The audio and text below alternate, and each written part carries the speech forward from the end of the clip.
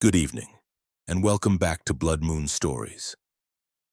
Tonight we leave the haunted highways and venture into the vast, majestic wilderness of America's national parks. These are lands preserved for their breathtaking beauty, places where millions go to reconnect with nature, to hike scenic trails, and to camp under a canopy of brilliant stars. But these ancient lands hold secrets far older than the parks themselves. They are places of profound silence, deep woods, and shadows that have never known the touch of electric light. We bring you 8 chilling true national park horror stories. These are not campfire tales told to spook children. These are the documented, terrifying experiences of park rangers, seasoned backpackers, wildlife biologists, and search and rescue teams. They are the official reports that are filed away, the personal journals that are hidden in drawers, and the hushed warnings shared between those who have stared into the primordial darkness of the backcountry and seen something stare back. From the misty peaks of the Great Smoky Mountains to the sun-scorched canyons of Zion and the dense, endless forests of Yellowstone, these accounts reveal a disturbing truth. We are never truly alone in the wild. Some things that live in these protected lands are not listed in any guidebook. They are entities that defy classification. Beings that can mimic human voices, move with impossible speed, and whose very presence can make the forest fall silent. If you're new here, make sure to subscribe to Blood Moon Stories for your weekly journey into the unexplained. Hit that notification bell so you are always warned before you step off the beaten path. Now check your gear, fill your canteen, and follow us onto the trail. We're heading deep into the heart of America's most beautiful and terrifying landscapes, where the trail markers can lead you astray, and the call of the wild might be the last thing you ever hear. Story 1. The Silence of Cades Cove. Our first account comes from a former park ranger named David, a man who dedicated 25 years of his life to the Great Smoky Mountains National Park. David was a man of the mountains, born and raised in the shadow of the Smokies. He was a pragmatist, a man who believed in science, animal behavior, and the predictable patterns of nature. He had dealt with aggressive bears, rescued dozens of lost hikers, and knew every trail and hollow in his district. He thought he understood the forest's language, its moods, and its dangers. But an incident in the autumn of 2014 during a routine patrol in the Cades Cove area taught him that the oldest parts of the park speak a language that no human is meant to comprehend. Cades Cove is one of the most popular destinations in the entire national park system. It's a broad, verdant valley surrounded by majestic mountains, famous for its well-preserved historical buildings and abundant wildlife. Millions of tourists drive the 11-mile loop road every year, hoping to catch a glimpse of white-tailed deer, black bears, or wild turkeys. But beyond the bustling loop road lies the backcountry, a vast and rugged wilderness accessible only by foot. It was in this deeper, less traveled part of the cove that David's understanding of the world was irrevocably shattered. The incident began with a series of strange reports from seasoned backpackers. Over a period of 2 weeks in late October, several different groups hiking the trails branching off from the cove reported the same unsettling phenomenon: an unnatural total silence. It wasn't the usual quiet of the deep woods. It was an absolute void of sound. No bird song, no insect buzz, no rustle of squirrels in the leaves, not even the whisper of wind through the trees. They described it as walking into a vacuum, a dead zone where the very air seemed to have been stripped of its ability to carry sound. The silence was so profound and so unnerving that all the reporting parties had cut their trips short, overcome by a sense of being watched by something they couldn't see or hear. David and his partner, a younger, more skeptical ranger named Ben, were assigned to investigate. Their official task was to check for environmental anomalies, perhaps a localized gas leak or an unusual atmospheric condition that could be affecting wildlife and sound propagation. Unofficially, they were looking for any signs of illegal poaching or trapping, as a sudden silence in the woods is often a sign that a predator, human or otherwise, is active in the area. They started their patrol early on a crisp, clear Wednesday morning, parking their truck at the trailhead for Abrams Falls and heading deep into the backcountry. For the first few miles, everything was normal. The forest was alive with the typical sounds of autumn, the chatter of squirrels gathering nuts, the distant drumming of a pileated woodpecker, the rustle of dry leaves under their boots.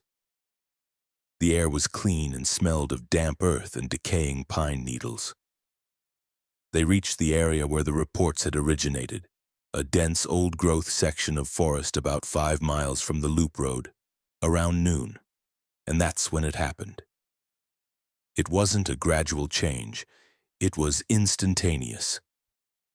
One moment the forest was filled with sound, the next it was utterly silent. It was as if someone had flipped a switch, cutting off all noise. The silence was a physical presence pressing in on them, making the air feel thick and heavy. David could hear the blood pounding in his own ears, a sound he was normally never aware of. Even their own footsteps on the leaf-littered ground seemed muffled and distant. Ben, ever the skeptic, tried to rationalize it. Weird inversion layer, maybe? Trapping all the sound. But David knew better. He had spent his entire life in these mountains and had never experienced anything like this. This wasn't a natural phenomenon. This was an enforced silence. They continued walking, their senses on high alert. The feeling of being watched was overwhelming. It was a palpable, prickling sensation on the back of David's neck. They saw wildlife, deer standing motionless in the undergrowth, a flock of turkeys frozen mid-stride, a black bear halfway up a tree, all of them completely still and silent, like taxidermy exhibits in a natural history museum. Their eyes, wide and terrified, all seemed to be fixed on a single point in the woods, somewhere just beyond David and Ben's line of sight. Following the terrified gaze of the animals, they pushed deeper into the silent woods, leaving the marked trail. They found a small, hidden clearing they had never seen before, despite having patrolled this area for years. In the center of the clearing stood a circle of 9 large moss-covered stones arranged with a precision that could not have been natural. They were not native to the area. They were a dark, volcanic rock, unlike the sandstone and shale common to the Smokies. In the very center of the stone circle, the ground was bare, a perfect circle of dark, packed earth where nothing grew. As they stood at the edge of the clearing, the silence was broken by a single soft sound. A voice. It was a woman's voice humming a gentle melodic tune, an old Appalachian lullaby that David's grandmother used to sing to him as a child. The sound was coming from the center of the stone circle, but there was no one there. Ben drew his service weapon. "Park Ranger! Identify yourself!" he shouted, his voice sounding strangely flat and dead in the oppressive silence. The humming stopped. For a long moment there was nothing. Then the voice spoke, and it was no longer humming. It was imitating Ben's shout, but with a subtle, terrifying difference. It was a perfect mimic of his voice, his pitch, his cadence, but it was hollow, empty of life. "Park Ranger, identify yourself!" The voice echoed back from the empty circle. Then it began to speak again, this time using David's voice. It called out Ben's name. "Ben, it's okay. Put the gun down, it's just me," but David was standing right next to him, his own mouth clamped shut in terror. The entity in the circle began to cycle through voices, a horrifying Rolodex of sounds it had apparently collected. It used the voice of the park's chief ranger, the voice of the dispatcher they had spoken to that morning. And then, most chillingly, the voice of a little girl who had gone missing in the park 5 years earlier and had never been found. "Can you help me?" the little girl's voice pleaded from the empty air. "I'm lost." Suddenly, the ground in the center of the circle began to move. The dark, packed earth started to churn and writhe, and from it rose a figure. It was not human. It was tall and impossibly thin, its limbs long and jointed like an insect's. Its skin was the color and texture of wet, decaying leaves, and it seemed to have no face, just a smooth, blank surface. As it rose to its full height of nearly 8 feet, it raised one of its long, spindly arms and pointed directly at them. And then it spoke, not with a single voice, but with all the voices at once. A cacophony of dozens of different people, men, women, and children, all speaking the same words in a horrifying, layered chorus. "You are not welcome here." The silence shattered. The forest erupted in a deafening roar of sound, every bird, every insect, every animal screaming at once. The sound was a physical assault, so loud and disorienting that both David and Ben staggered back, clutching their ears. They turned and ran, crashing blindly through the undergrowth, fleeing from the clearing and the impossible thing that had risen from the earth. They didn't stop running until they were back on the marked trail and the normal sounds of the forest had returned. They never spoke of what they saw in that clearing, not in their official report. They logged the incident as an unexplained wildlife behavior event and recommended the area be closed for further ecological study. The backcountry trails in that section of Cades Cove were quietly and permanently rerouted the following season, with the old paths allowed to become overgrown and disappear. The official reason given was bear activity and trail erosion. David put in for early retirement 6 months later. The mountains he had loved his entire life now felt alien and menacing. He could no longer find peace in their quiet spaces because he knew that some silences are not peaceful. Some silences are waiting. He learned that day that the Great Smoky Mountains National Park is a preserve for more than just flora and fauna. It is a sanctuary for things far older, things that were there long before the first trees, things that can wear the voices of the lost like a cloak and command the very silence of the forest.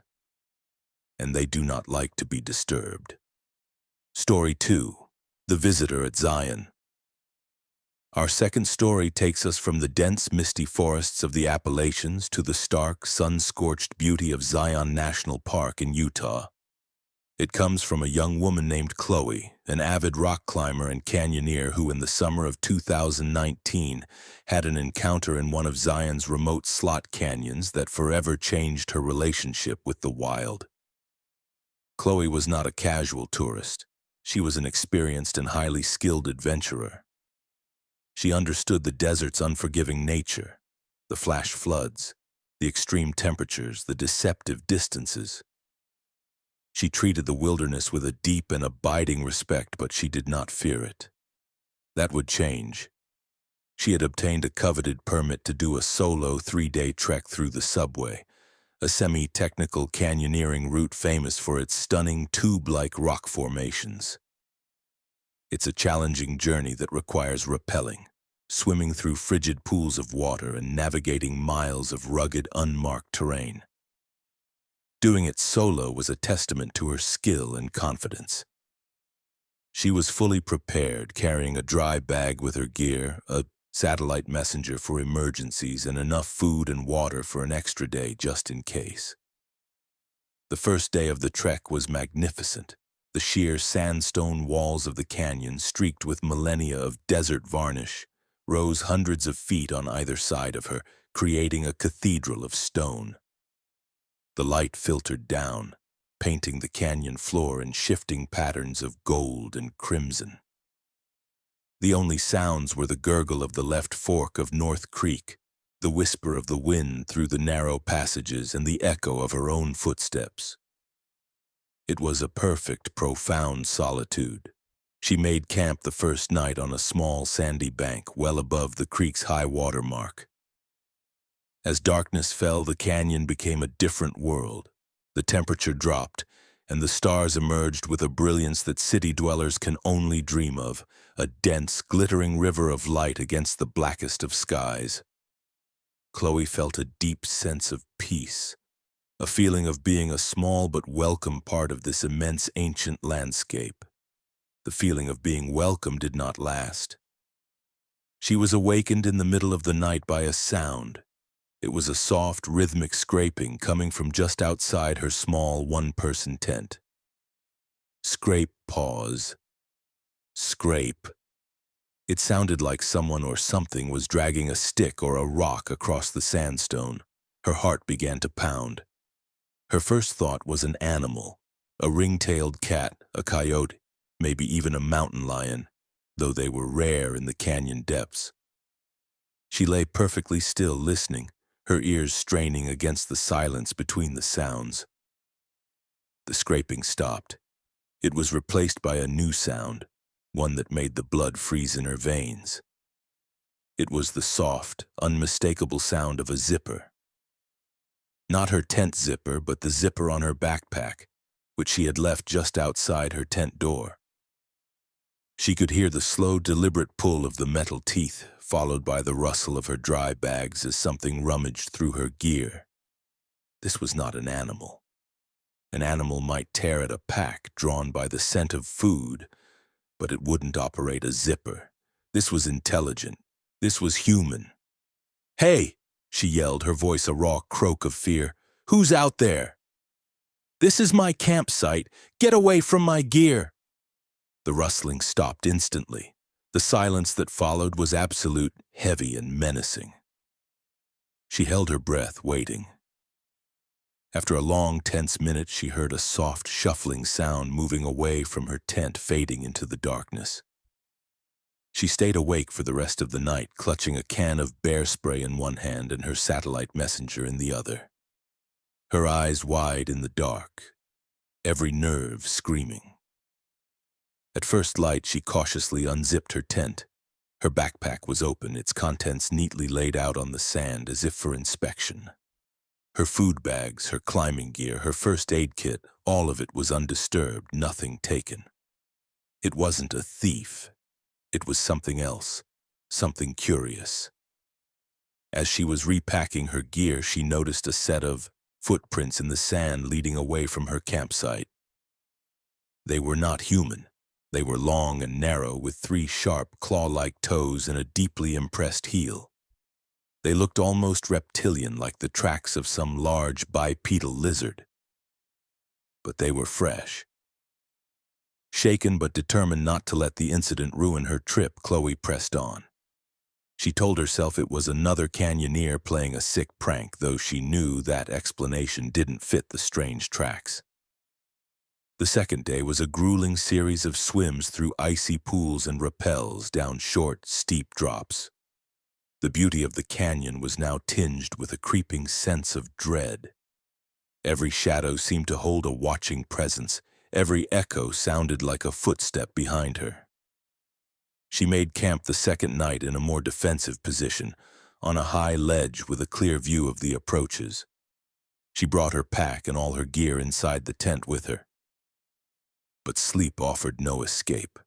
She was plagued by nightmares, strange, disjointed visions of the canyon walls shifting and changing, of whispers in a language she didn't understand, and of a tall, thin figure watching her from the canyon rim, its form silhouetted against the stars. She woke up just before dawn with a gasp, the last vestiges of the nightmare clinging to her like a shroud. And she knew, with a certainty that defied logic, that she was not alone in the tent.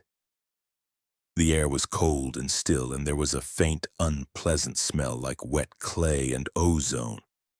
She didn't dare move. She could feel a subtle weight on the foot of her sleeping bag, the same pressure she imagined a cat might make, but heavier, more solid. She could hear that same slow, ragged breathing from the night before, but this time it was inside with her. She lay paralyzed for what felt like an eternity, her mind a maelstrom of terror. Then a voice spoke, right next to her ear. It was a whisper, dry and sibilant, like sand skittering over rock, and it spoke in her own voice. "Are you lost?" it whispered, a perfect hollow mimicry of her own tone and inflection.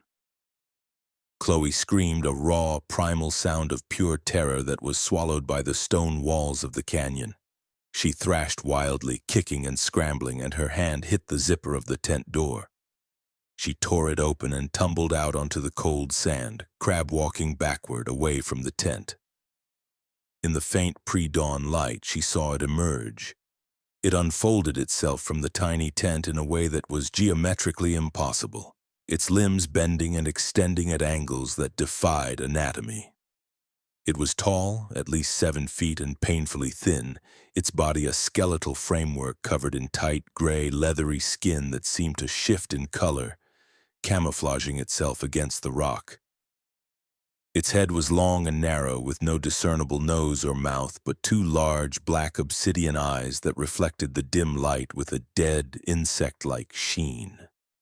It stood on 2 long, digitigrade legs that ended in those same 3-toed, clawed feet she had seen the tracks of. It tilted its head, regarding her with a chillingly analytical curiosity. Then it spoke again, this time in the voice of the park ranger who had checked her permit at the trailhead 2 days earlier. "Ma'am, you need to stay on the designated route," it said, the friendly professional voice a grotesque mismatch for the monstrous form it came from. Then it did the most terrifying thing of all. It raised one of its long 3-fingered hands and pointed at a series of petroglyphs carved into the canyon wall nearby. Ancient art left by the ancestral Pueblans 1,000 years ago. The creature began to touch the symbols one by one. As it touched each carving, a spiral, a human figure, a bighorn sheep, it would speak, its voice changing with each touch. It mimicked the sound of the wind, the gurgle of the creek, the cry of a hawk, and then the voices of other hikers it had apparently encountered, a horrifying collection of audio souvenirs. "What a beautiful view," said a man's voice. "I think we're lost," said a woman's, filled with panic. "Johnny, get back from the edge," shouted another. Chloe realized what it was. It was a mimic, a recorder, an entity that learned about the world by sampling its sounds. And it was learning about her. With a final surge of adrenaline, she scrambled to her feet and ran. She didn't grab her pack, her gear, or her satellite messenger. She just ran blindly downstream, slipping on wet rocks, splashing through the creek, her only thought to put distance between herself and that impossible thing. She could hear it behind her for a time, not running but making a series of rapid clicking sounds like a Geiger counter. She ran for miles, long after her lungs burned and her legs screamed in protest. She finally stumbled upon another group of hikers near the end of the route. A family of 4 who stared in shock at the wild-eyed, hysterical woman who had just appeared out of the wilderness, babbling about a monster in her tent. A search and rescue team was sent back to her campsite later that day. They found her tent and all her gear completely undisturbed. There were no strange tracks, no evidence of anything unusual.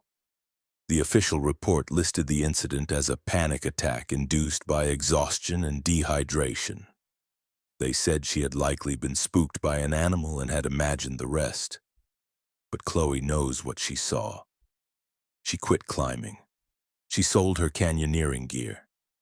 She moved to the Midwest, as far from the canyons and mountains as she could get. She is still haunted by the memory of that creature unfolding itself from her tent, by the sound of her own voice whispering in the dark, and by the chilling realization that some of the most beautiful places on Earth are home to visitors who have been there far longer than us.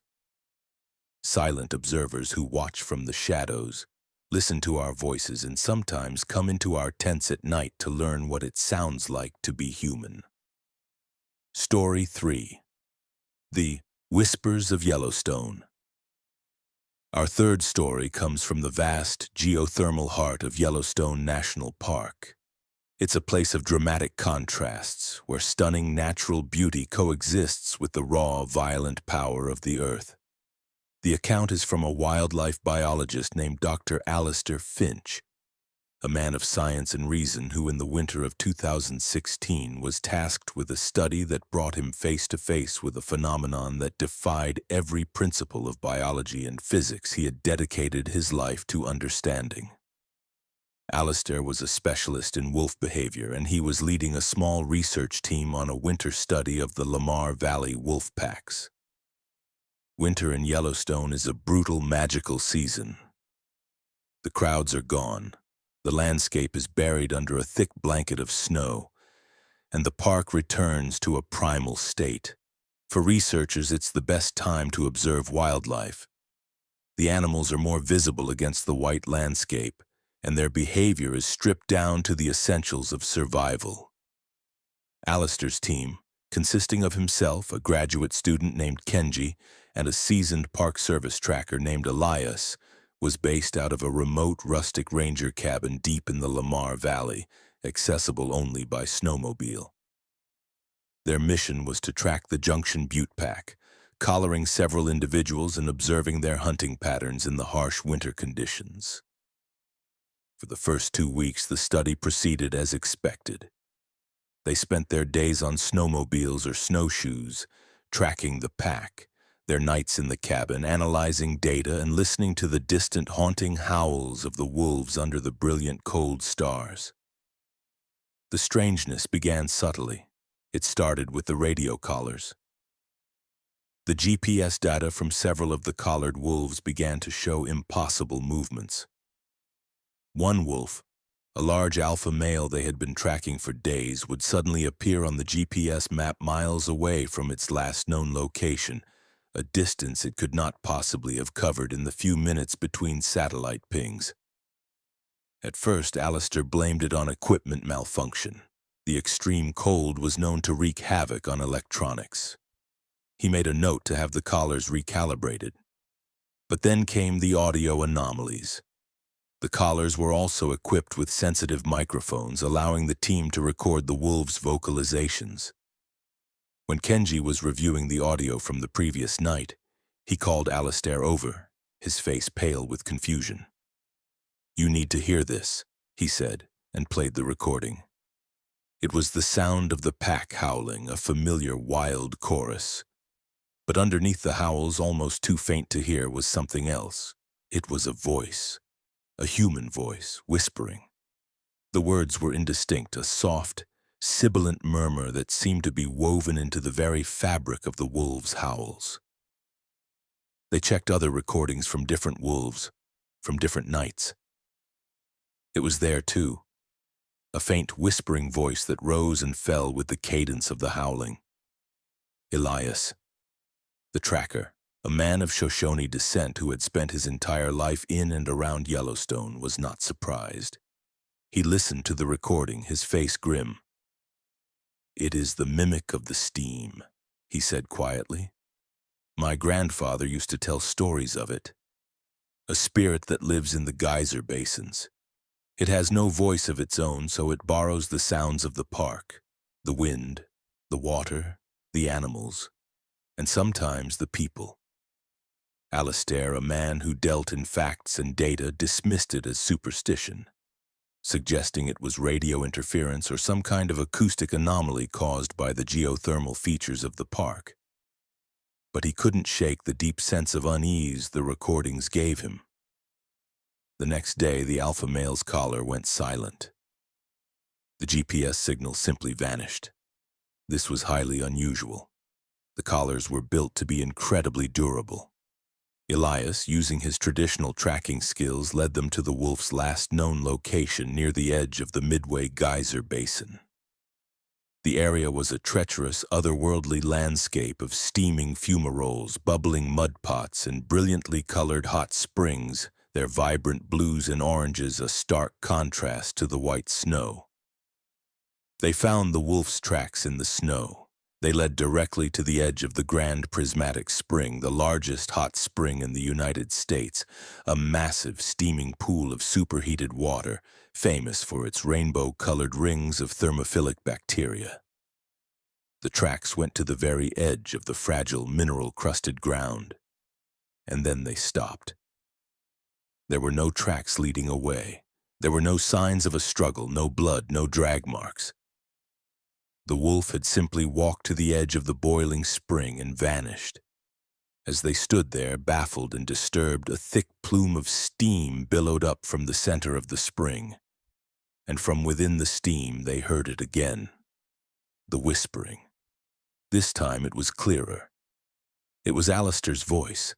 "The data is compromised," it whispered, a perfect mimic of his own voice from a conversation he'd had with Kenji back at the cabin the night before. Then it used Kenji's voice. "Should we abort the study?" Finally it spoke in Elias's deep, quiet tone. "It is too late for that." The three men stood frozen, their breath pluming in the frigid air. The steam swirled, and for a moment they saw a shape within it. A tall, wavering, indistinct figure that seemed to be made of the steam itself, a humanoid form that had no substance. Then it was gone. They retreated to the cabin, their scientific mission forgotten, replaced by a primal fear. That night the real horror began. The whispers surrounded the cabin. They came from the chimney, from the cracks in the window frames, from the floorboards. The entity was no longer just mimicking their past conversations. It was speaking to them directly, using their own voices to taunt and terrorize them. It used Alistair's voice to question his own scientific conclusions, quoting passages from his published papers and then twisting them into nonsense. It used Kenji's voice to speak of his fears of failure, his anxieties about his academic career, whispering doubts that he had only ever confided to his personal journal. It used Elias's voice to chant old Shoshone prayers, but it got the words wrong, perverting them into something blasphemous. It was trying to drive them mad, turning their own thoughts and voices against them. The most terrifying part was its intelligence. It wasn't just repeating sounds, it was understanding them, contextualizing them, and using them with a cruel psychological precision. By the third day of this siege, they were at their breaking point, sleep-deprived and paranoid. The storm had worsened, making a snowmobile journey out of the valley impossible. They were trapped.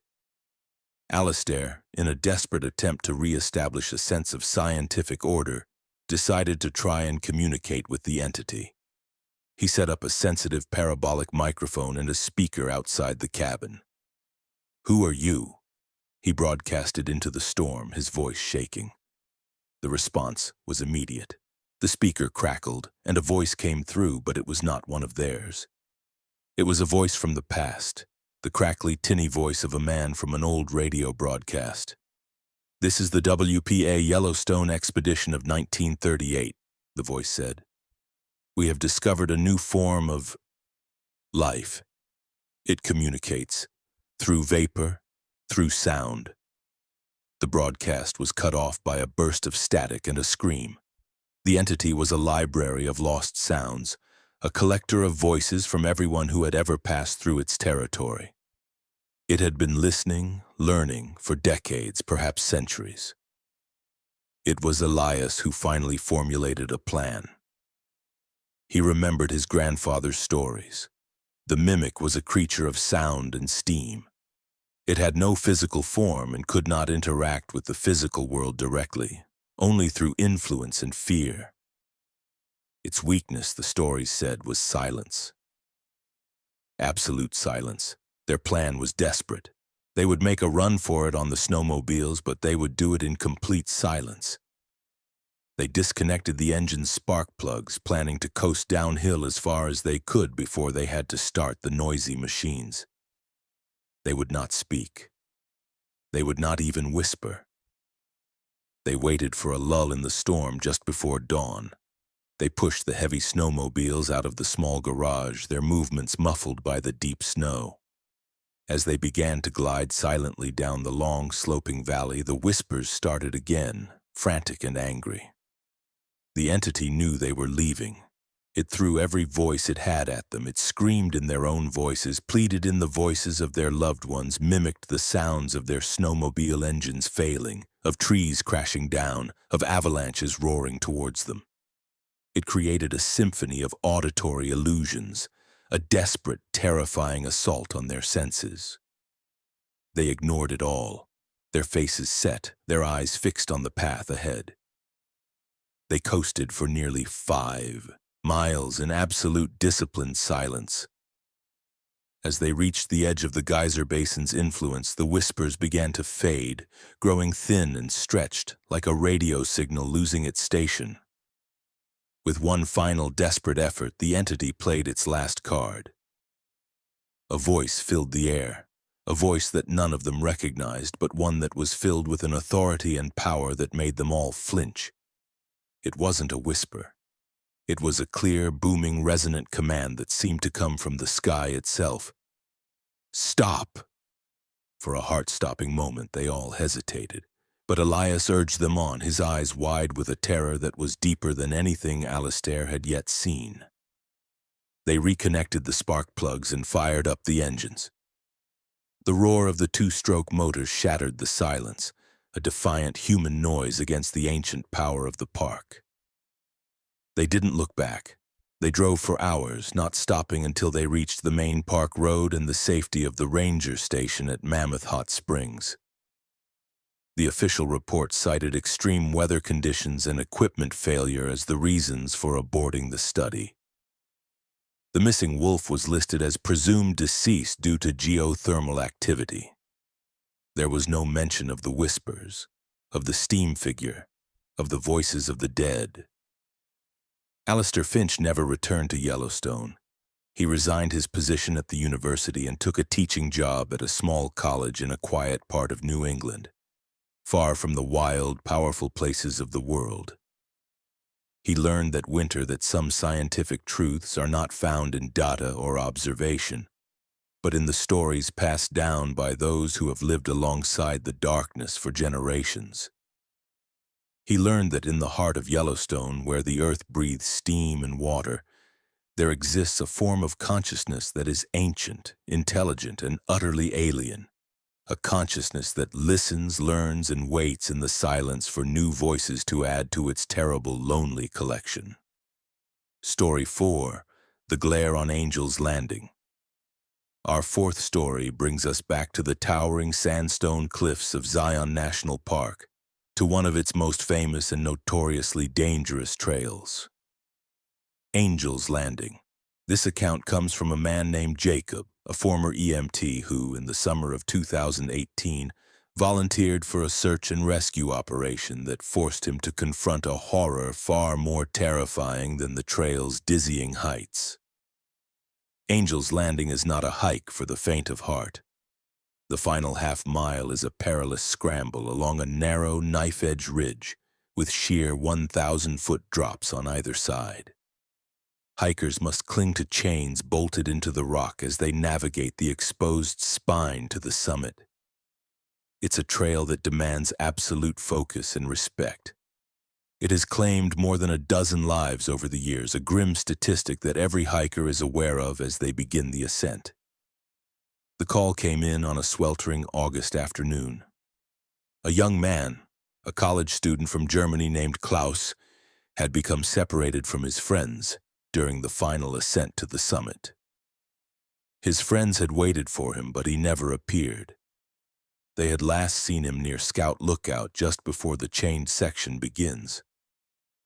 He was an experienced hiker, well-equipped, and in good physical condition. He had simply vanished on one of the most popular and heavily trafficked trails in the park. Jacob, who was on vacation in the area, was an experienced climber and had hiked Angel's Landing many times. He volunteered his services and was quickly integrated into the park's SAR team. The search began immediately, but it was hampered by the terrain. The sheer cliffs and deep, inaccessible canyons surrounding the trail made a comprehensive ground search nearly impossible. The initial focus was on the trail itself and the immediate areas below the exposed sections, the grim task of looking for any sign that Klaus had fallen. They searched until darkness forced them to stop, finding no trace of the missing hiker.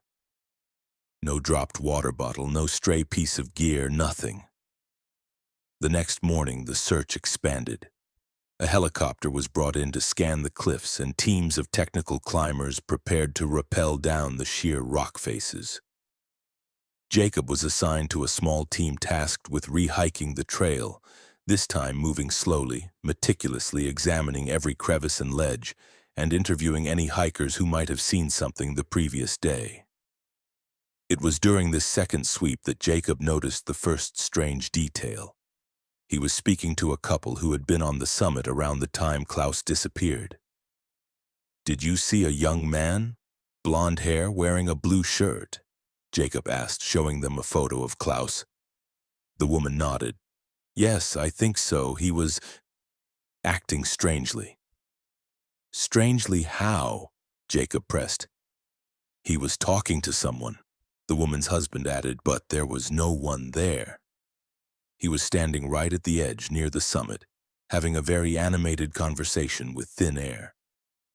We thought maybe he was on a Bluetooth headset, but he wasn't wearing one. It was unsettling, so we gave him a wide berth." Jacob thanked them and made a note. It could be a sign of heat stroke, dehydration, or a psychological break. All real dangers on a strenuous hike in the desert heat. But it was a lead.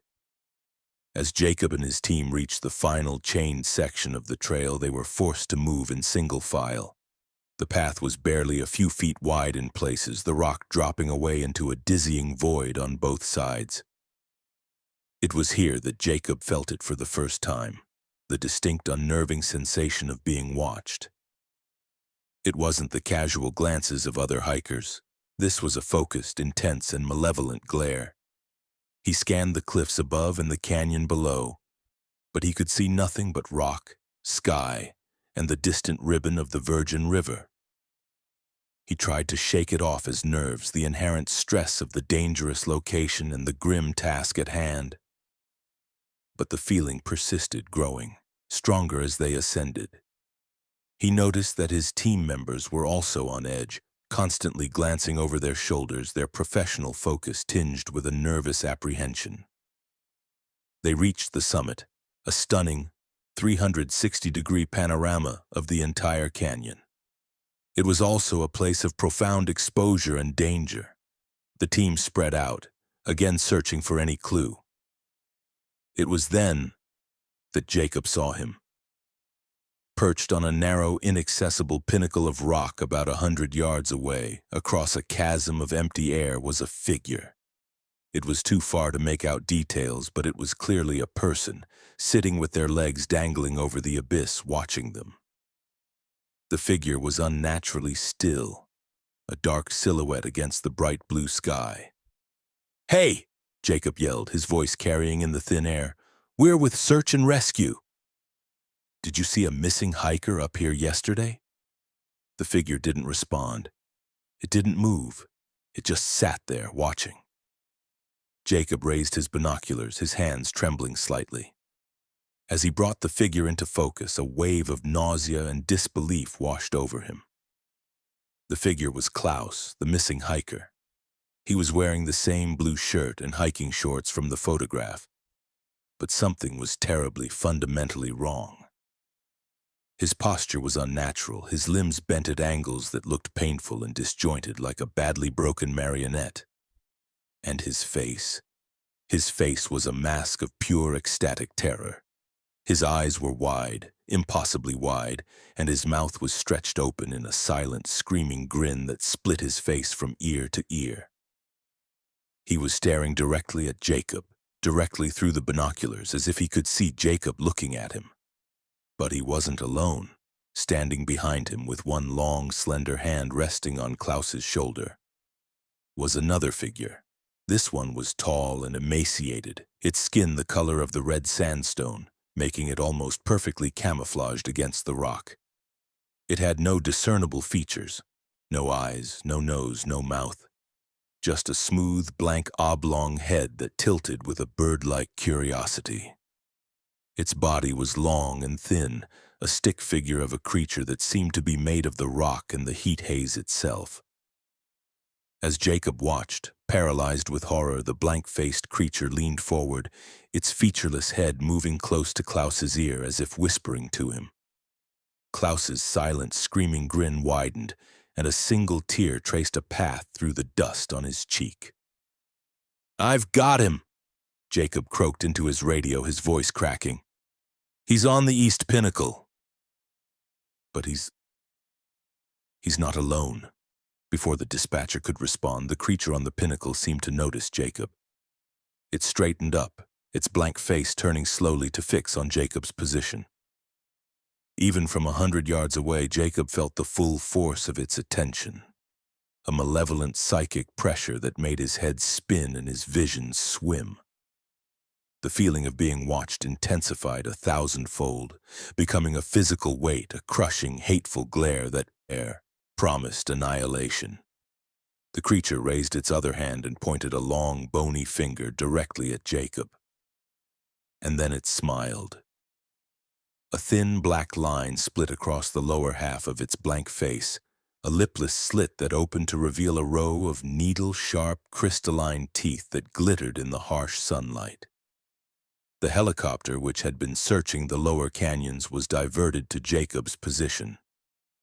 As it approached the pinnacle, the creature reacted. It wrapped its long, spindly arms around the still grinning Klaus, and with a movement that was impossibly fast, it simply stepped backward, off the pinnacle, and into the 1,000-foot abyss. The SAR team watched in stunned silence as the two figures plummeted, not falling like normal bodies, but tumbling with a strange, leaf-like grace. They did not scream.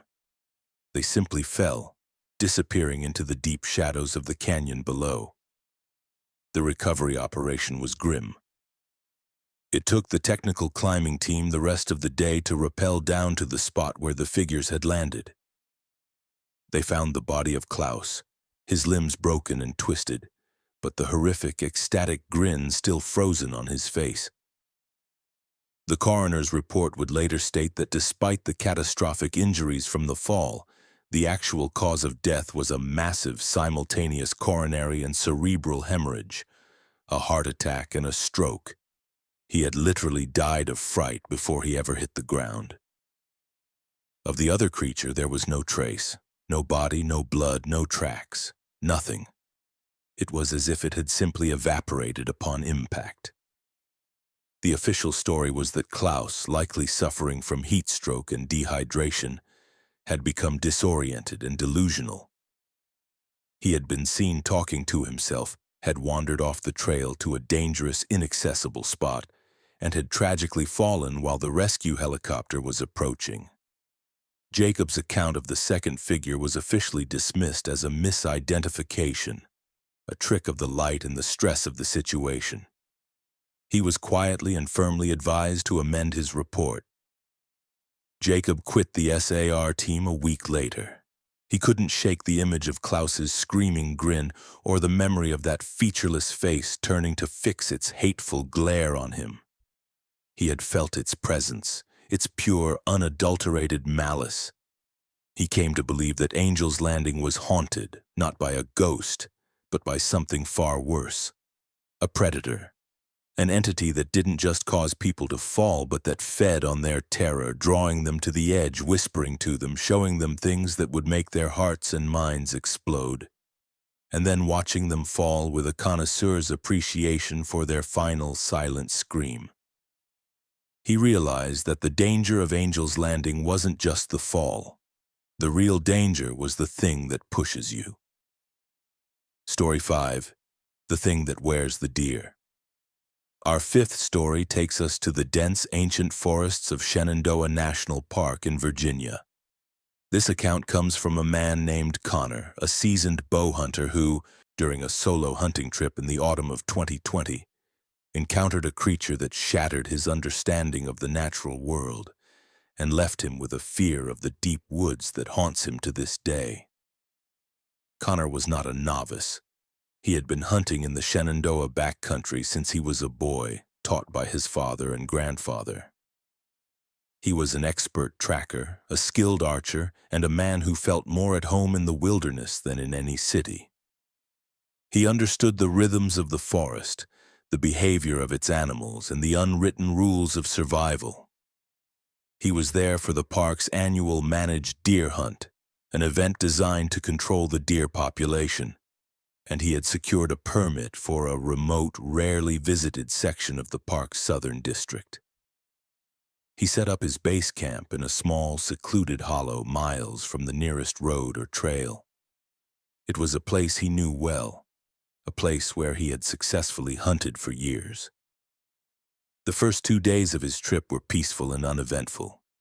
The autumn foliage was at its peak, a breathtaking tapestry of red, orange, and gold. The air was crisp and clean, and the forest was alive with the sounds of wildlife preparing for the coming winter. On the third morning, Connor was perched in his tree stand before dawn, a small platform secured 20 feet up a large oak tree overlooking a game trail. He was perfectly still, a silent, camouflaged predator waiting for the forest to awaken. As the first gray light of dawn began to filter through the canopy, he saw it. A large, magnificent buck stepped silently onto the trail below him. It was a trophy animal with a massive rack of antlers and a thick, healthy coat. Any hunter would have considered it the buck of a lifetime. But as Connor slowly raised his bow, taking aim, he noticed something was wrong. The deer's movements were unnatural. It wasn't walking with the fluid, cautious grace of a wild animal. Its gait was stiff, jerky, and slightly uneven, as if it were struggling to coordinate its limbs. It moved with the awkwardness of a puppet, not a living creature. He lowered his bow, his hunter's instincts replaced by a growing sense of confusion and unease. He watched the deer through his binoculars. Its head was tilted at an odd, painful-looking angle, and its eyes, which should have been soft and brown, were wide and filled with a look of sheer, frozen terror. It was as if the deer was a prisoner in its own body, forced to move against its will. Then he saw the reason. From behind the deer, 2 long, impossibly thin, stick-like arms emerged, wrapped around the deer's torso. They were a pale, sickly white, the color of bone or fungus, and they ended in long, needle-sharp fingers that were dug deep into the deer's hide. The arms were connected to a figure that was crouched behind the buck, using it like a walking blind, a grotesque suit of living camouflage. The figure slowly straightened up, and Connor had to stifle a gasp of horror. It was tall and emaciated, a skeletal being that seemed to be made of stretched sinew and pale, hairless skin. Its legs were long and jointed backward like a bird's, and it moved with a silent, predatory grace. But its head was the most terrifying part. It had no discernible features. No eyes, no nose, no mouth. Just a smooth, blank white surface, like an unfinished mannequin's head. The creature was wearing the deer. It had its arms wrapped around the animal's chest, and its blank head was tucked just behind the deer's neck. It was controlling the deer's movements, forcing it to walk along the trail, using the terrified animal as a disguise. Paralyzed by a mixture of fear and morbid fascination, Connor could only watch. The creature guided the deer down the trail until it stopped directly beneath his tree stand. It stood there for a long, silent moment. Then, with a slow, deliberate movement, the creature's blank head tilted upward, its featureless face pointing directly at Connor's position in the tree. It couldn't have seen him. He was 20 feet up, wearing full camouflage, and hadn't moved a muscle. But it knew he was there. It had known all along. The entire procession had been a performance for his benefit. A thin, black slit opened horizontally across the blank face, a lipless mouth that smiled a terrible, knowing smile. And then it spoke. Its voice was a dry, rasping whisper, a sound like dead leaves skittering across stone, but it formed perfect, chilling words. "Not this one," it whispered, the sound seeming to come from all directions at once. Then, with a sickening, wet, tearing sound, the creature's long fingers tightened. The magnificent buck gave a single silent shudder, its legs buckling. It collapsed to the ground, its terrified eyes glazing over. The creature extracted its long, pale arms from the deer's body and let the carcass fall to the forest floor. It looked up at Connor one last time, its lipless mouth still stretched in that horrifying smile. And then it turned and melted back into the deep woods, disappearing into the shadows with an unnatural speed and silence. Connor stayed in his tree stand for hours, trembling uncontrollably, unable to move, unable to process what he had just witnessed. The dead buck lay below him, a grim testament to the reality of the encounter. When he finally found the strength to climb down, he didn't even bother to retrieve his gear. He left his bow, his pack, and the expensive tree stand where they were. He just ran. He ran until he reached his truck, his heart pounding with a terror he had never known. He drove straight to the nearest ranger station and tried to explain what he had seen. He sounded like a madman, and he knew it. He babbled about a monster wearing a deer, about a blank-faced creature that whispered from the woods. The rangers were polite but dismissive. They attributed his story to buck fever, a common phenomenon where hunters experience hallucinations and anxiety in the heat of the moment. They offered to send a ranger with him to retrieve his gear, but Connor refused. He would never set foot in that part of the forest again. The official report logged the incident as a hunter-induced stress event. The dead buck was eventually found by another hunter, and its death was attributed to a natural cause, perhaps a heart attack or a strange, unexplainable seizure. There was no mention of the real cause. Connor sold all of his hunting equipment. He gave up the pastime that had been a central part of his life and his family's heritage for generations. The joy was gone, replaced by a gnawing, visceral fear. He could no longer look at a deer without seeing the terror in its eyes, without imagining the pale, stick-like arms wrapped around its body. He understood now that in the deepest, oldest parts of the woods there are predators that hunters like him could never comprehend.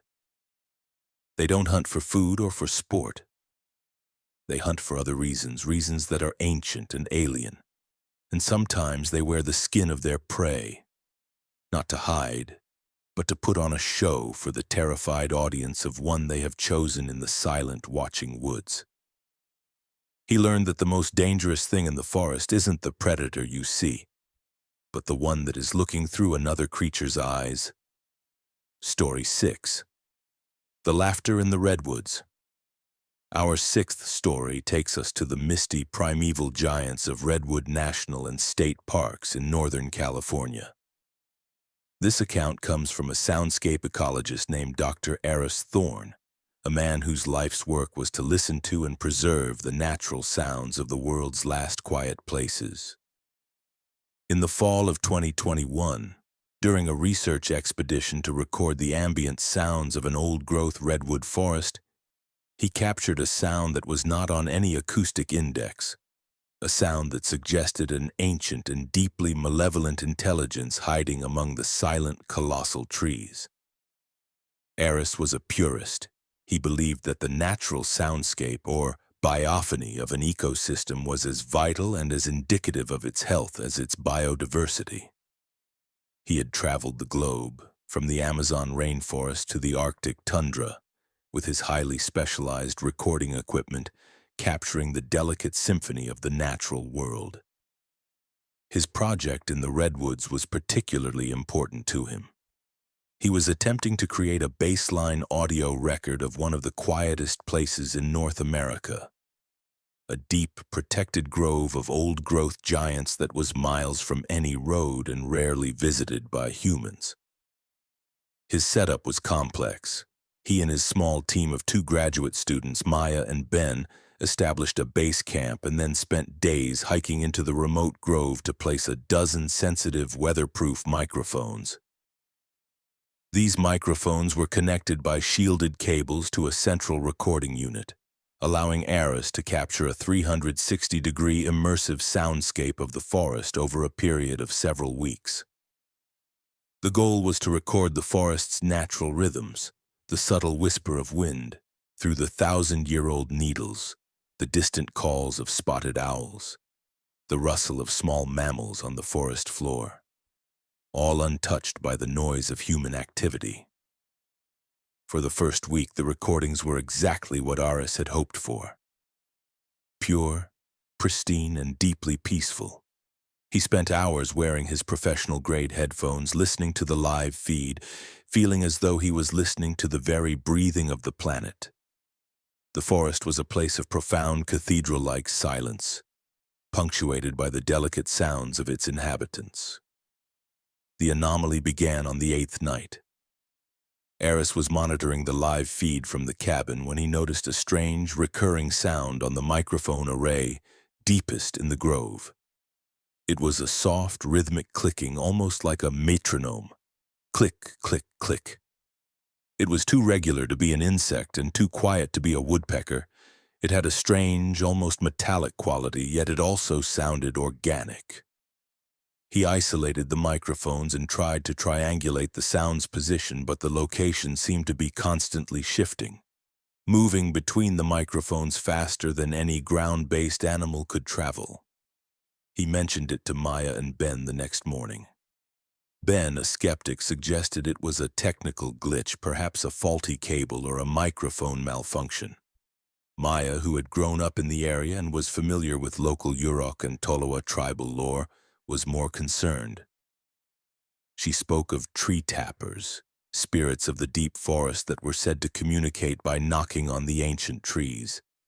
Aris, ever the scientist, made a note to check the equipment but privately dismissed the folklore. That night the clicking sound returned, but it was different.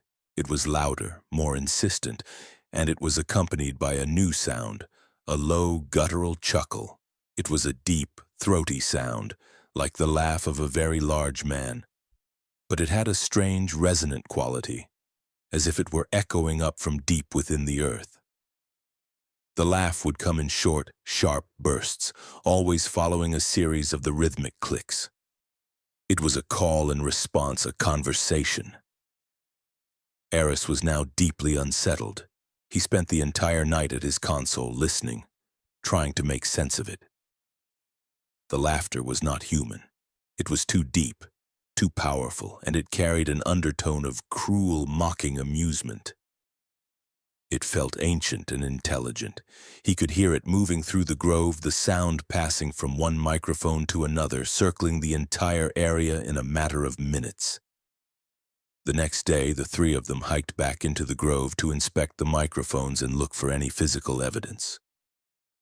The forest felt different. The usual ambient sounds were gone. The birds were silent. The squirrels were nowhere to be seen. A heavy, watchful silence had fallen over the grove, the same kind of silence a forest holds when a major predator like a mountain lion is on the prowl. They found no technical faults with the equipment, but they did find something else. At the Yonas base of one of the largest redwoods, a tree nearly 300 feet tall and over 1,000 years old, they found a series of strange markings carved into the thick, fibrous bark.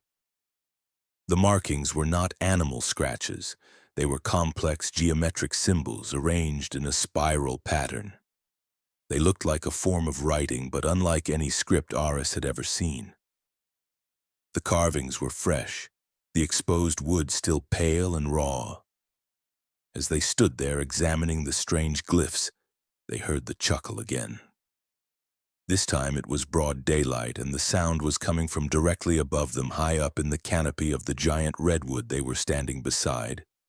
It was loud, clear, and filled with a triumphant, mocking glee. They all looked up, but the dense canopy of needles hundreds of feet above obscured their view. They could see nothing but a dizzying lattice of branches against the sky. Then something small fell from the canopy and landed softly on the mossy ground at their feet. It was a small, hand-carved wooden bird, exquisitely detailed. It was a perfect replica of a Steller's jay, a common bird in the region. But as Ben reached down to pick it up, the laughter boomed again from above, and the small wooden bird crumbled into a pile of fine, gray dust. That was enough. They packed up their equipment in a frantic hurry, their scientific mission abandoned in the face of a phenomenon that was clearly not scientific. As they worked, the laughter continued, echoing through the silent grove from all directions at once. It seemed to be toying with them, enjoying their fear. It would mimic the sound of a falling branch, causing them to jump and then follow it with a deep, rolling chuckle. It would imitate Ben's nervous cough, then Maya's sharp intake of breath, weaving their own sounds of fear into its terrifying performance. They practically ran the miles back to their base camp, the sound of the laughter following them, always keeping pace, a constant mocking presence at the edge of their hearing. They threw their gear into their vehicle and drove away without looking back. Back in his university lab, Eris analyzed the recordings with a mixture of scientific curiosity and pure dread. The acoustic analysis of the laughter was baffling. The sound waves were incredibly complex, containing frequencies that were both above and below the range of human hearing. The sound had a unique acoustic signature, but when he ran it through a source location algorithm, the software crashed. The sound, according to the data, was originating from multiple points simultaneously, a physical impossibility. But the most terrifying discovery came when he isolated and amplified the faint clicking sounds. They weren't random. They were a complex patterned language, a form of binary code, almost like a highly advanced Morse code. He spent weeks trying to decipher it, feeding it into every decryption program he had. He finally got a partial translation from a program designed to analyze prime numbers and complex mathematical sequences. The message was fragmented, but what he could piece together was horrifying. It wasn't a conversation between two entities. It was a single entity thinking to itself. The clicks were its internal monologue, its thoughts. The laughter was its external expression, its reaction to the world around it. And the translated clicks were not words but concepts. Pure mathematical and philosophical ideas of a consciousness that was ancient, powerful, and utterly alien to human experience. It spoke of the silence between the stars, of the geometry of decay, and of the amusing, brief vibrations of the soft, temporary ones. The soft, temporary ones. That was them. That was humanity. Eris Thorne never released his findings. He knew he would be dismissed as a crank, his career ruined. He erased the recordings and shelved the project, citing inconclusive data and equipment malfunction. He took a sabbatical and never returned to field research. He learned that there are places in the world, quiet, ancient places that are inhabited by intelligences so old and so different from us that their very thoughts are a language of pure mathematics, and their laughter is the sound of a god amusing itself with the fleeting, terrified scurrying of insects. He learned that in the heart of the redwood forest, among the silent, patient giants, lives something that has been watching humanity for millennia, and it finds us and our brief, noisy existence deeply, deeply funny. Story 7. The Wendigo of Isle Royale. Our seventh story takes us to the cold, isolated, and hauntingly beautiful Isle Royale National Park, a remote island archipelago in the frigid waters of Lake Superior. This account comes from a Park Service biologist named Dr. Evelyn Reed, who was part of the famous wolf-moose predator-prey study, one of the longest-running scientific studies in the world. In the brutal winter of 2017, during a period when the island's wolf population had dwindled to near extinction, Evelyn and her partner encountered a predator that wasn't in any of their textbooks, an ancient, malevolent force that the local Ojibwe people had warned about for centuries. Isle Royale in winter is one of the most isolated places in North America. The tourist ferries stop running in the fall, and the island is cut off from the mainland by a treacherous, often frozen expanse of Lake Superior. For the handful of researchers who overwinter there, it is a world of profound silence, deep snow, and utter solitude. Evelyn and her senior partner, a grizzled, no-nonsense biologist named Frank, were there to document the state of the island's two remaining wolves, an aging male and female pair who were father and daughter, and the last of their kind on the island. Their base was a small, rustic cabin at Wendigo Ranger Station, a name that in retrospect felt like a grim and terrible irony. Their work involved long, arduous treks on snowshoes through the deep snow, tracking the movements of the moose population and searching for any signs of the two lone wolves. The island's ecosystem was out of balance. With the wolves nearly gone, the moose population had exploded, and the massive animals were beginning to starve, having overbrowsed their food sources. The forest was filled with the gaunt, spectral forms of starving moose, their ribs showing, their movements slow and listless. A sense of sickness and decay hung over the island. The strangeness began with the disappearances, not of people, but of the moose carcasses. Evelyn and Frank would locate a moose that had succumbed to starvation, tag its location with GPS, and plan to return the next day to perform a necropsy.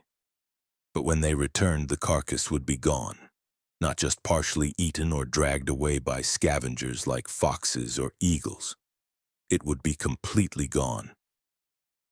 A 1,000-pound animal vanished from the middle of a wide, open snowfield, with no drag marks, no blood, and only a single set of tracks leading away. The tracks were the most baffling part. They were not wolf tracks, nor were they from a bear awakened from hibernation. They were long, narrow, and looked disturbingly like the tracks of a large barefoot human, but with elongated toes that ended in sharp, deep impressions as if from claws.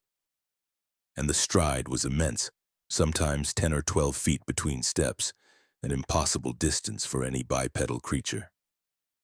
Frank, a man who had spent 40 winters on the island, was deeply unsettled. "I've never seen anything like it," he muttered, staring at the line of impossible tracks disappearing into the thick spruce forest. "It's like something just picked it up and walked away." A few days later, they found the first of the trees.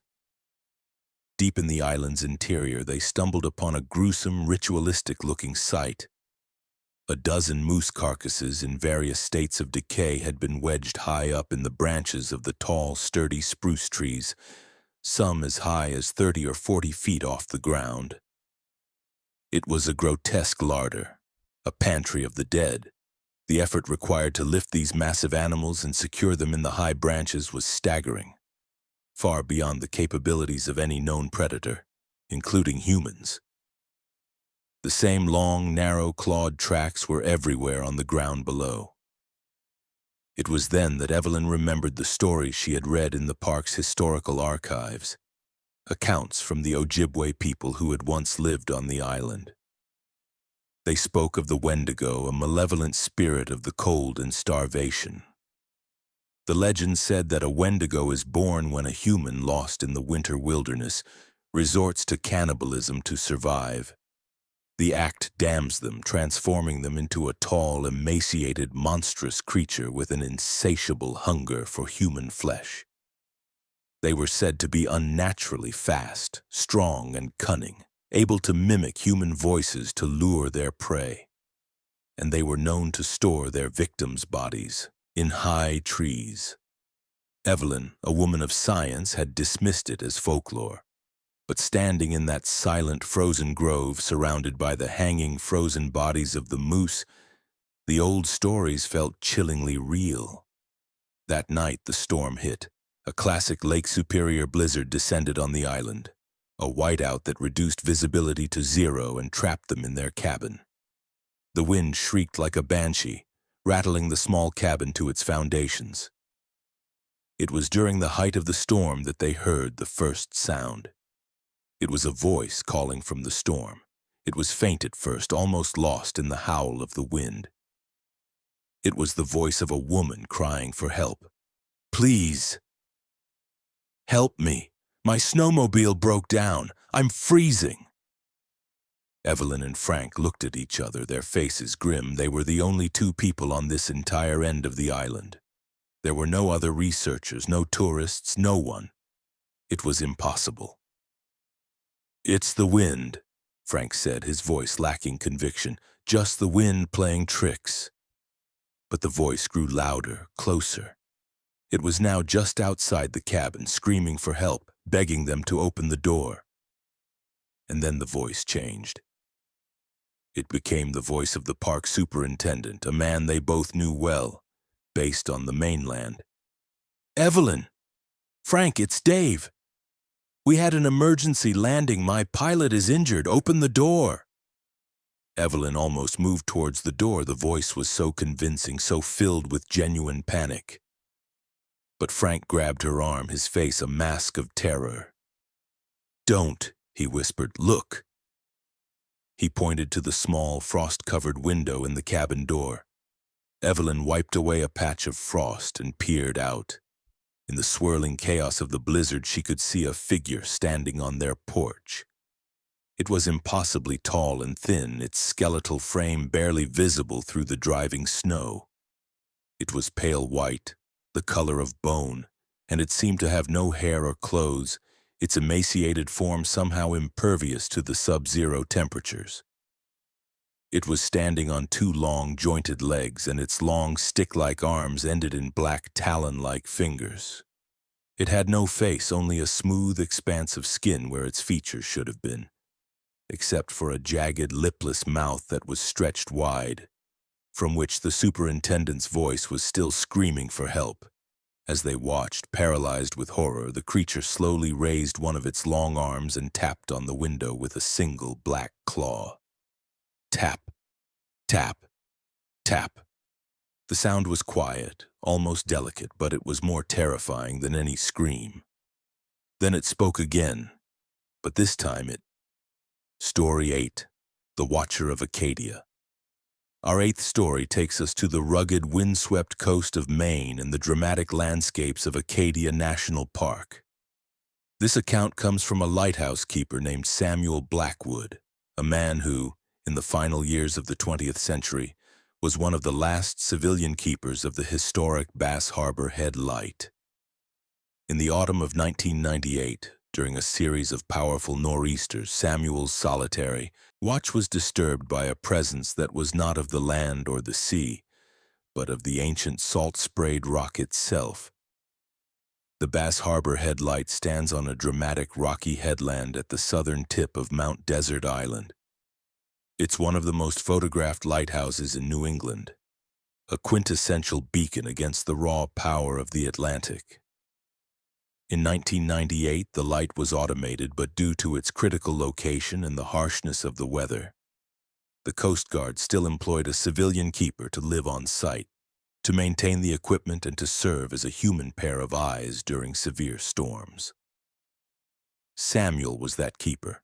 He was a quiet, solitary man in his late 60s, a former fisherman who had lost his boat and his crew to the sea years earlier. The lighthouse was his penance and his sanctuary. He had lived in the keeper's house, which was attached to the lighthouse tower, for over a decade. He knew the rhythm of the tides, the moods of the ocean, and the sound of every wave that crashed against the pink granite cliffs below. He was a man in tune with his environment, a man who believed in the tangible, in the salt spray on his face and the solid rock beneath his feet. He did not believe in ghosts. The series of storms began in late October. A train of powerful nor'easters rolled in off the Atlantic, battering the coast with hurricane-force winds and torrential rain. For 2 weeks, the lighthouse was an island in a sea of chaos. Samuel was kept busy ensuring the light and the foghorn were operational, reporting weather conditions and keeping a vigilant watch for any ships in distress. It was during the third and most violent of these storms that the strange occurrences began. Samuel was in the lantern room at the top of the tower cleaning the massive Fresnel lens when he saw it. In a brief, brilliant flash of lightning, he saw a figure standing on the furthest, most treacherous point of the rocky outcrop below, a spot that was being constantly pounded by waves the size of houses. It was a tall, dark figure, unnaturally still against the raging storm, its form silhouetted against the churning white foam of the sea.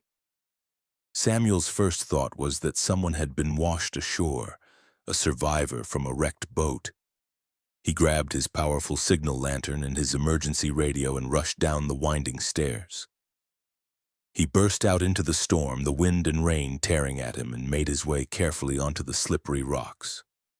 But when he reached the spot where he had seen the figure, there was no one there. There were no footprints, no signs that anyone had been there at all. The waves crashed over the spot with a thunderous roar, a maelstrom of water that would have swept any person away in an instant. He dismissed it as a trick of the light, a phantom created by the lightning and the spray, but a deep sense of unease settled over him. The next night, the storm raged on. Samuel was in the small watchroom just below the lantern, monitoring the radar, when he heard a sound over the howl of the wind. It was a soft, rhythmic tapping on the thick glass of the lantern room above him. Tap, tap, tap. The lantern room was over 100 feet in the air, its exterior a sheer, vertical wall of stone. There was no ledge, no foothold, nothing for a person or anything else to stand on. His heart pounding, Samuel climbed the final steep ladder into the lantern room. The massive rotating lens cast sweeping beams of light into the stormy darkness. The room was empty, but as he stood there, the tapping started again, this time on the window right in front of him. Tap, tap, tap. He peered out into the maelstrom but could see nothing but the driving rain and the blackness of the night. Then, another flash of lightning illuminated the sky, and for a split second he saw a face pressed against the other side of the glass. It was a long, narrow face with no discernible features.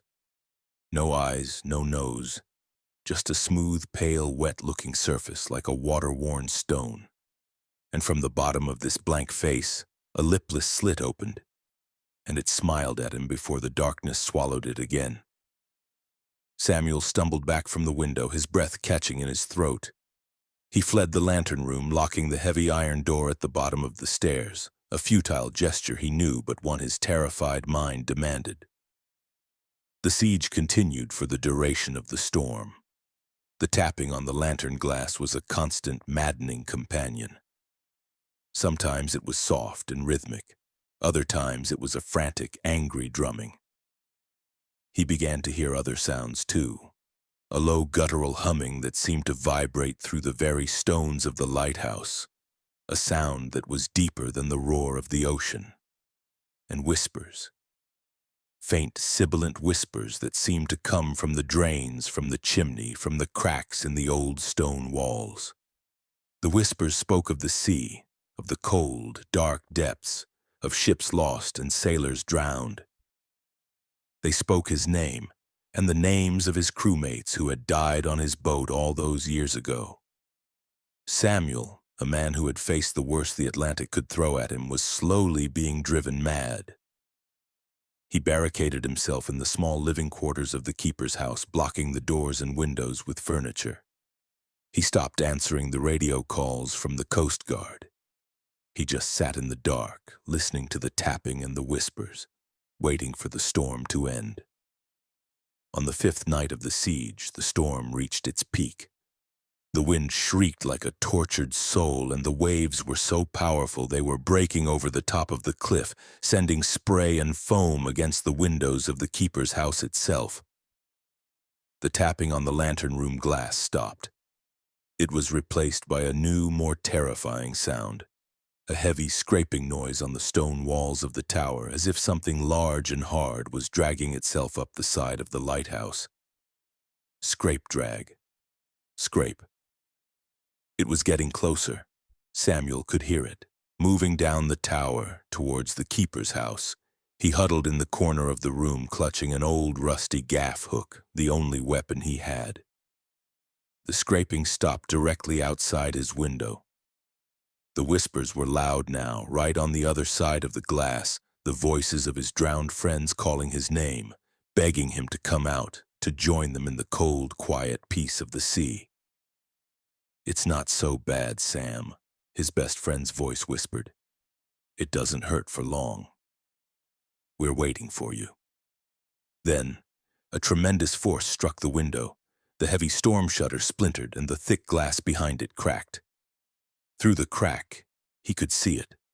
A long, pale, multi-jointed limb, like the leg of a crab or a spider but the size of a man's arm, was pressing against the glass. It was covered in the same smooth, wet, stone-like skin as the face he had seen. It pushed back, and the glass began to shatter. In that moment, something inside Samuel snapped. The fear was replaced by a sudden, defiant rage. This was his lighthouse, his sanctuary. He would not be taken from it. He roared, a sound of pure, primal fury, and charged the window, swinging the heavy gaff hook. He smashed it through the remaining glass and drove the sharp point deep into the pale limb. There was no scream of pain. There was only a sudden, deafening shriek of static, a sound like 1,000 radios all tuned to a dead channel at once. The limb recoiled violently and the shriek faded into the howl of the storm. The next morning, the storm had passed. The sun was shining, the sea was calm, and the world was quiet. Samuel, exhausted but alive, went outside to inspect the damage. The storm shutter was broken and the window was shattered, but there was no other sign of the night's events. There were no tracks, no body, nothing. But as he looked at the granite cliffs below the lighthouse, he saw something that made his blood run cold. The cliffs, which he had known for years as a jumble of natural, sea-worn rock, had changed. Carved into the face of the rock in a spot that would be visible only from the lantern room of the lighthouse was a face. A long, narrow, featureless face with a thin, lipless slit of a mouth, its expression one of silent, eternal rage. The Coast Guard arrived later that day to check on him and assess the storm damage. Samuel told them the damage was from a piece of debris thrown by the waves. He never spoke of the tapping, the whispers, or the thing that had tried to break into his home. He knew no one would believe him. He served as the keeper for 1 more year, but the peace was gone. Every time he was in the lantern room, he could see that hateful, carved face staring up at him from the rocks. And on stormy nights, he could still hear the faint sound of tapping on the glass, a quiet, patient reminder that the thing was still out there, watching, waiting. He retired in 1999, and the keeper's house has been vacant ever since. The official reason is that a civilian keeper is no longer necessary. But the locals who live near the lighthouse know the truth. They say that something was awakened during those storms of '98, an ancient guardian of the coast that sees the lighthouse not as a beacon of safety, but as an unwelcome intrusion on its eternal lonely watch. And it is still there, a part of the rock, a part of the sea waiting for the next storm and the next keeper. Conclusion? The trail grows cold and the sun dips below the horizon. The stories we've shared tonight are a stark reminder that our national parks, these vast cathedrals of nature, are more than just scenic landscapes. They are ancient, powerful places governed by laws far older than mankind. They are reservoirs of a deep and primal wildness that does not always welcome visitors. From the enforced unnatural silence of the Great Smoky Mountains to the malevolent sun-baked glare of Zion's high cliffs, from the ancient whispering steam of Yellowstone to the hungry, patient cold of Isle Royale.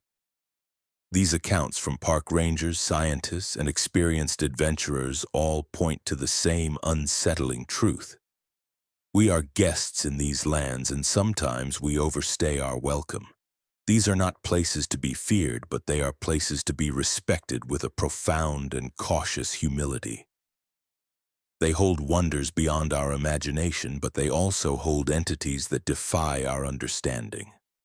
Beings that can wear the voices of the lost, that can move unseen through the oldest forests, and that watch from the shadows with an intelligence that is not human. So the next time you stand at a trailhead gazing into the beautiful silent wilderness, remember these stories. Remember that every rustle of leaves might not be the wind, every distant call might not be a bird, and the feeling of being watched might be more than just a feeling. Thank you for walking with us into the heart of America's haunted wilderness. Until next time, stay on the trail, trust your instincts, and be careful what you answer to when it calls your name from the deep woods. This is Blood Moon Stories signing off.